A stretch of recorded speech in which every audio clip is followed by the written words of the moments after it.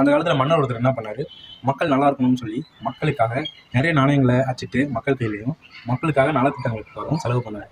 ஆனால் கொஞ்சம் கொஞ்சமாக தன்னிட்ட இருக்க கஜானா காலி ஆகிறது கொஞ்சம் உணர்ந்தார். ஆனால் காசுலாம் எங்கே போய் நிற்குதுன்னு பார்த்தா வியாபாரிங்க கையில் போய் நின்றுச்சு. ஸோ அதனால என்ன பண்ணார், வியாபாரிங்க வியாபாரம் பண்ணக்கூடிய தொகையிலேருந்து 1% அரசுக்கு கொடுக்கணும்னு கட்டளையிட்டார். ஆனால் அப்பையும் பணம் பத்தலை, மக்கள்கிட்டையும் பணம் நிறைய இருந்துச்சு. அதனால மக்கள் வாங்கக்கூடிய பொருளுக்கு 1% நீங்கள் வரியாக அரசுக்கு செலுத்தணும்னு ஒரு திட்டம் போட்டார். அந்த திட்டம் தான் நம்ம இப்போ பே பண்ணுற ஜிஎஸ்டி. எஸ், நம்ம பே பண்ணி வாங்குற எல்லா பொருளுக்கும் நம்ம டேக்ஸ் கட்டுறோம் ஜிஎஸ்டிங்கிற பேரில்.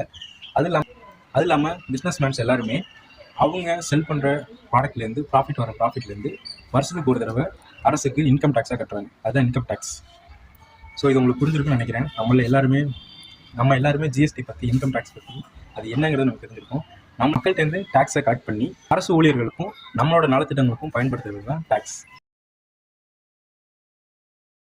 மக்களுக்கு நல்லது பண்ணுற அளவுக்கு மக்கள் கொடுக்குறாங்களா, டேக்ஸ் கொடுக்குறாங்களா அப்படின்னு நினைக்கிறீங்களா? நாளைக்கு வீடியோவில் பார்க்கலாம்.